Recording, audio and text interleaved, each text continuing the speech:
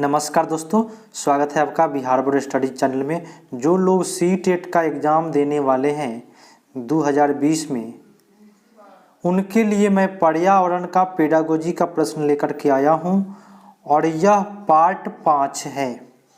इसके पहले मैं 4 पार्ट तक बना चुका हूं, 5 पार्ट तक बना चुका हूं। ये छठा पार्ट है आपका, ठीक है। और मैं अच्छे तरीक़ा से बताऊंगा पेडागोजी, ताकि आपका सी-टेट एक बार में निकले, बार बार एग्जाम आपको देना नहीं पड़े, एक बार में आपका निकले, अच्छा से निकले। पेडागोजी में बताऊंगा कि किस तरह से कीजिएगा कि आपका सी-टेट एक बार में क्वालिफाई हो जाएगा। तो चलते हैं प्रश्न की ओर। आप लोग मेरे चैनल पर नए हैं तो सब्सक्राइब कर ले, बेल आइकन पर क्लिक कर ले, ताकि मैं जब भी वीडियो डालूँ आपको स्वतः नोटिफिकेशन मिल पाए। चलते हैं प्रथम क्वेश्चन की ओर। प्रथम क्वेश्चन है, अच्छे तरीक़ा से कराऊंगा पेडागोजी। प्राथमिक स्तर पर पर्यावरण अध्ययन में समुदाय सिखाने का एक महत्वपूर्ण साधन है। प्राथमिक स्तर पर जो पर्यावरण समुदाय है वह क्या है? सीखने और सिखाने का क्या है? महत्वपूर्ण साधन है। क्योंकि अब ऑप्शन की ओर चलते हैं। यह बहुत सस्ता साधन है, गलत बात है। सब सस्ता नहीं होता है। यह आसानी से उपलब्ध होने वाला साधन है, ये भी गलत है। सभी वस्तुएं आसानी से उपलब्ध नहीं होती है। इसमें समझदार बुजुर्ग व्यक्ति होते हैं, सभी समझदार नहीं होते हैं, सभी बुजुर्ग नहीं होते हैं। तो क्या होते हैं? यह वास्तविक स्थितियों में सीखने के अवसर उपलब्ध कराते हैं। याद रखिए दोस्तों, मैं एक ट्रिक बता रहा हूं कि सी-टेट के लिए कभी भी अवसर जो शब्द होता है वह 99% सही होता है, और वास्तविक जीवन जो होता है वह पर्यावरण के लिए हिट होता है। तो यह दोनों ऑप्शन आपको डी में मिल रहा है, यह मान दीजिएगा, आपका सही हो जाएगा। चलते हैं अगला प्रश्न की ओर। अगला प्रश्न है, अच्छे तरीक़ा से कराऊंगा, आप लोग शेयर कर दीजिएगा अपने दोस्तों के पास। प्रश्न है कि एक नव-नियुक्त पर्यावरण अध्ययन के शिक्षक के रूप में पढ़ाने से पहले आपकी सबसे पहली प्राथमिकता क्या होगी? यदि आप एक शिक्षक हैं नए, तो आप पढ़ाने से पहले आपकी प्राथमिकता क्या होनी चाहिए यह बताना है। तो कक्षा में धीमी गति से सीखने वाले शिक्षार्थियों की पहचान करना, गलत बात है। केवल धीमी विद्यार्थियों के बारे में पहचान नहीं करना है, सभी के बारे में लेकर के चलना है, ठीक है। शिक्षार्थियों के लिए पाठानुसार विस्तृत नोट तैयार करना। नोट तो कभी मारना ही नहीं है, नोट कभी बच्चों को उपलब्ध कराना ही नहीं है, क्योंकि बच्चे जो होते हैं आलसी हो जाते हैं। शिक्षार्थियों का सामाजिक सांस्कृतिक प्रोफाइल और विवरण तैयार करना। हम पता करेंगे नया शिक्षक होने के नाते कि विद्यार्थी का सामाजिक सांस्कृतिक प्रोफाइल कैसा है, ठीक है। तो ये आपका सबसे बेटर ऑप्शन हो जाएगा। अगला प्रश्न है, प्रश्न बोल रहा है कि कविता, कहानियां पर्यावरण अध्ययन की अंतर्वस्तु को पढ़ाने में प्रभावशाली है। ऐसा इसलिए है क्योंकि कविताएं और कहानियां क्या करती है यह बता देना है दोस्तों। तो देखिए, बच्चों के परिवेश का समृद्ध चित्रण करता है। पर्यावरण तो चित्रण करता है, कविता कहानी भी माइंड में चित्रण प्रस्तुत करता है। दूसरा है कि संदर्भित अधिगम परिवेश प्रदान करता है, ये भी बात सही है। तीसरा है कि विभिन्न अमूर्त अवधारणाओं को प्रभावशाली तरीके से व्याख्या करता है, ये भी बात सही है। हम लोग पढ़ाई करते हैं तो कहते हैं कि ताजमहल आगरा में है, यदि उसको आगरा दिखा दिया जाए तो उसके माइंड के जो अमूर्त अवधारणा है वह क्या होगा? स्पष्ट हो जाएगा। और चौथा है कि सृजनात्मकता संदर्भ बोध का पोषण करती है। तो आपका इसमें जो है ऑप्शन जो है, इसमें देख लीजिए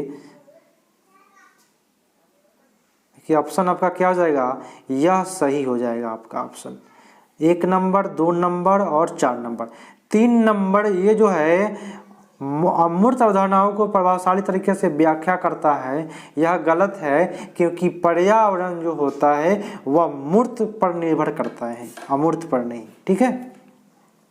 इसलिए आपका ये सही हुआ। अगला प्रश्न, प्रश्न है कि पर्यावरण अध्ययन की एक शिक्षिका निम्नलिखित कारणों से अपनी कक्षा का प्रारंभ कुछ मुख्य प्रश्न पूछते हुए करती है। सबसे कम प्राथमिकता वाला कारण कौन सा है, चुनिए। सबसे कम बोले तो नेगेटिव टाइप का प्रश्न आ गया। तो शिक्षार्थियों का चिंतन उद्दीपन क्रिया किया जाता है, ये सही बात है। प्रश्न शिक्षार्थियों को उत्सुकता जगाता है। प्रश्न पूछिएगा तो शिक्षार्थी के अंदर क्या होगा, उत्सुकता जगेगा। प्रश्न प्रकरण को संदर्भ परक बनाने में मदद करता है, ये भी बात सही है। शिक्षार्थियों को चिंतन सीमित किया जाता है। प्रश्न पूछने से चिंतन सीमित नहीं होता है, इसलिए आपका ऑप्शन डी सही हो जाएगा। सबसे कम उपयुक्त, कम प्राथमिकता हम डी को देंगे। अगला प्रश्न देखना है। चलिए, प्रश्न है, एक बार में सीटेट निकलेगा, आसानी से देखिए कि क्या क्या ट्रिक लग रहे हैं।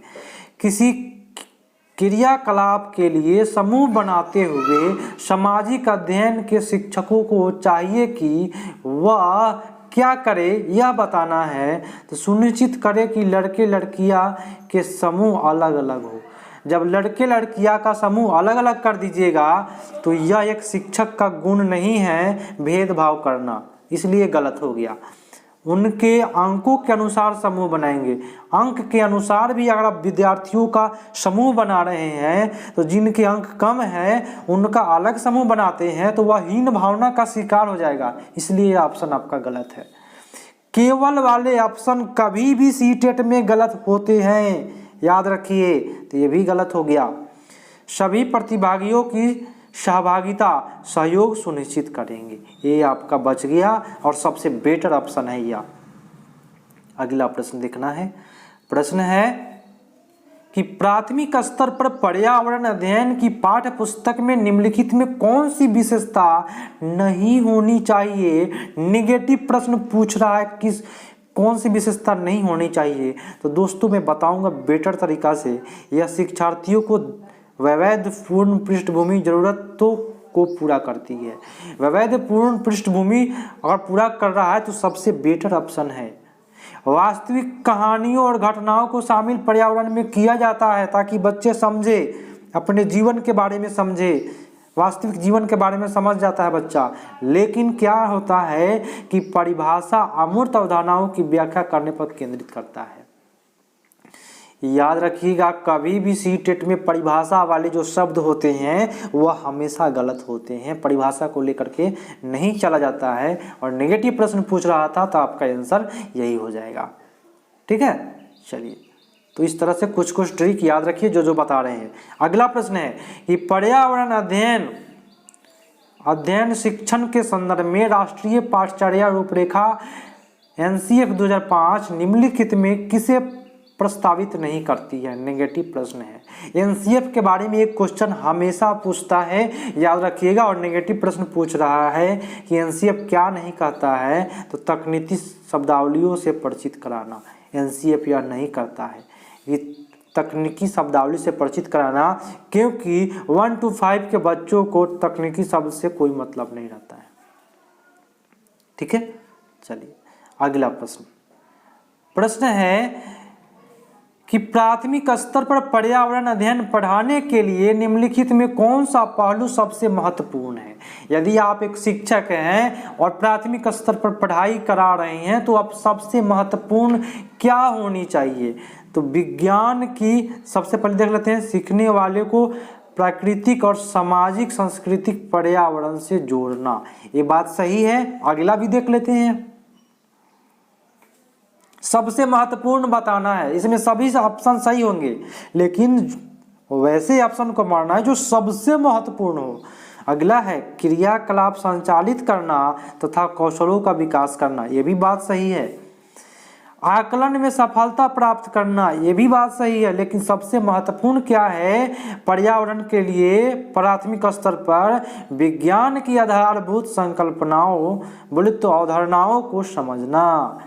ये आपको समझना वाला जो होगा सबसे अधिक महत्वपूर्ण है, क्योंकि पर्यावरण जो है वह विज्ञान पर आधारित होता है। अगला प्रश्न, छोटा कर लेता हूँ थोड़ा सा। देखिए प्रश्न है कि प्राथमिक कक्षाओं में पर्यावरण अध्ययन की निम्नलिखित सभी सामान्य उपागमों का अनुपालन किया जाना है, केवल इसे छोड़कर। किसे छोड़कर बोले तो नेगेटिव प्रश्न हो जाएगा, तो केवल किसे छोड़ देना है यह देखना है। तो अमूर्त से मूर्त की ओर, देखिए मूर्त से अमूर्त की ओर सही है। जैसे मूर्त क्या हो गया कि एक त्रिभुज में बना दिया, अमूर्त क्या हो गया कि इस तरह से मैं बना दिया अंश से टुकड़ा की ओर, ठीक है, तो ये सही है। सरल से कठिन की ओर आप पढ़ाइएगा, मूर्त से अमूर्त पढ़ाइएगा, स्थानिक से वैश्विक पढ़ाइएगा, लेकिन अमूर्त से मूर्त कभी नहीं पढ़ाते हैं, याद रखिए। इसलिए केवल आपका 4 नंबर जो है इसे छोड़कर बाकी सभी पालन करते हैं पर्यावरण अध्ययन के लिए। अगला प्रश्न है, ध्यान से देखना है आपको प्रश्न को। प्रश्न कह रहा है कि राष्ट्रीय पाठ्यचर्या NCF 2005 ने कक्षा 1 और 2 के लिए पर्यावरण अध्ययन की किसी पाठ्यक्रम या पाठ्य पुस्तकों की संस्तुति नहीं की है, इसके लिए सबसे उपयुक्त कारण क्या है। क्वेश्चन क्या कर रहा है मैं समझा रहा हूं आपको। क्वेश्चन बोल रहा है कि पहला और दूसरा क्लास में पर्यावरण अध्ययन की पाठ्यपुस्तक की पढ़ाई नहीं होती है, तो इसका कारण क्या है यह बताना, इसका कारण क्या है। तो संदर्भ युक्त अधिगम परिवेश प्रदान करना। कारण यह है कि उसको पर्यावरण के बदले में केवल यह बताना कि संदर्भ युक्त अधिगम होना चाहिए, उसका परिवेश उपलब्ध कराना चाहिए, है ना, इसलिए यही कारण बनता है और फिर ये सही हो जाएगा। अगला प्रश्न की ओर चलते हैं।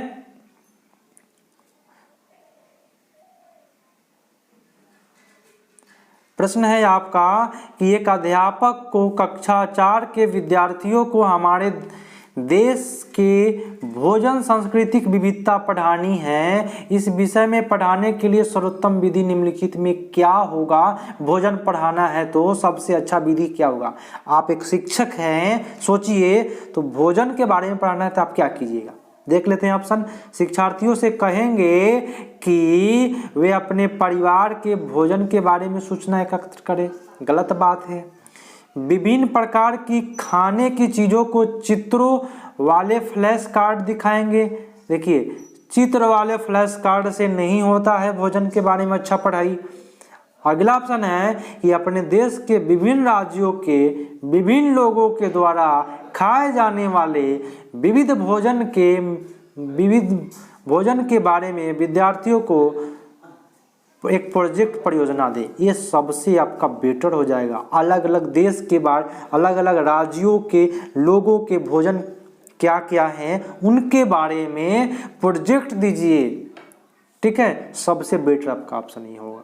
तब बच्चा सोचेगा कि यहाँ के लोग ये खाते हैं, ठीक है। अगला प्रश्न, प्राथमिक स्तर पर पर्यावरण अध्ययन के शिक्षण में कहानियों और कविताओं का प्रभावी ढंग से उपयोग किया जाता है, ठीक है। कहानी और कविता का सबसे अधिक उपयोग किया जाता है। पर्यावरण अध्ययन में इसका उपयोग का मुख्य उद्देश्य क्या है यह बताना है। तो भाषिक कौशल को बढ़ावा, भाषा थोड़े होता है, पर्यावरण में भाषा नहीं होती है। कक्षा की विविधतापूर्ण पूर्ति, ये भी नहीं हुआ। सीखने के लिए संदर्भगत वातावरण प्रदान करना सबसे बेटर होता है। पर्यावरण वातावरण दोनों में वर्ण, ठीक है, सबसे बेटर ट्रिक यही याद रखिएगा। वातावरण से जोड़ना, पर्यावरण में अधिकांशतः सही होते हैं वातावरण वाले शब्द, और वास्तविक जीवन वाले शब्द सही होते हैं, अवसर वाले सही होते हैं। ये ट्रिक है, नोट कर लीजिएगा। आपके प्रधानाचार्य ने आपको कहा कि कक्षा 5 के विद्यार्थियों को शैक्षणिक अवलोकन यात्रा के लिए ले जाए। आप एक शिक्षक हैं, ले जाइए अपने बच्चों को यात्रा पर। यात्रा को सार्थक बनाने के लिए आप अपनी योजनाओं में क्या सम्मिलित करेंगे। यात्रा आपका सार्थक हुआ या नहीं हुआ, क्या आप शामिल कीजिएगा, देख लीजिए। सुनिश्चित करना कि विद्यार्थी अनुशासित रहे। अनुशासन शब्द कभी भी गलत होते हैं, इसलिए आपका ये गलत हो गया। क्रियाकलापों की एक स्थिरीकृत शीट स्थान के बारे में तैयार करना। प्रमाणिक सार्थक अध्ययन के लिए उसे विद्यार्थियों को के साथ यात्रा पूर्वक साझा करना, जहां जाना उसके बारे में जानकारी प्राप्त करना, पढ़ने के लिए विद्यार्थियों को कहना। तो सबसे आपका बेटर ऑप्शन आपका हो जाएगा ये। थोड़ा सा छोटा कर लेता हूँ, क्या कर रहा है, ऑप्शन ए अलग है ना। ये आपका बी ऑप्शन होगा, सबसे बेटर ऑप्शन, विद्यार्थियों के साथ यात्रा से पूर्व साझा करना। बोले तो यात्रा करने से पहले उस स्थान के बारे में जानकारी दे देंगे तो सबसे बेटर समझ में आएगा विद्यार्थियों को। ठीक है, चलिए अगला प्रश्न कहता है 26 प्रश्न है, 26 नंबर प्रश्न बोलता है कि एक अंचल अपनी कक्षा 5 में पर्यावरण अध्ययन की कक्षा में अक्सर गहन जांच पड़ताल करने वाले कल्पना प्रश्न पूछती है। ठीक है, उसके द्वारा इस प्रकार का उद्देश्य डैश सुधार करना है। गहन जांच पड़ताल कर रही है तो उसका उद्देश्य क्या है? आप ही एक शिक्षक है, गहन अध्ययन कर रहे हैं, तो आपका उद्देश्य क्या है? तो चिंतन कौशल के बारे में पता करना कि कौन सा बच्चा का चिंतन कौशल सबसे बेटर है। अवलोकन कौशल नहीं होगा, चिंतन कौशल, सोचने की शक्ति किसके पास है। गहन प्रश्न पूछ रहे हैं, जटिल प्रश्न, तो सोचने की शक्ति किसके पास है, तो चिंतन करेगा तब सोचेगा, तो ये आपका सही हो जाएगा। अगला प्रश्न है और आज का लास्ट प्रश्न है। लास्ट प्रश्न कह रहा है कि कक्षा 3 के विद्यार्थियों को हमारे दोस्त पक्षी प्रकरण पढ़ाते समय नलिनी नीचे दी गई पद्धतियों का प्रयोग करती है। मान लीजिए आप एक शिक्षक हैं और पक्षी के बारे में पढ़ाना है, तो आप क्या कीजिएगा कि सबसे बेटर बच्चे सीख सके और अच्छे तरीक़ा से समझ सके। तो आपका ऑप्शन क्या कह रहा है, यह देख लेना है। देखिए, कक्षा 3 के शिक्षार्थियों को हमारे दोस्त पक्षी प्रकरण पढ़ाते समय नीचे दी गई पद्धतियों का प्रयोग कर रही है। क्या क्या कर रही है?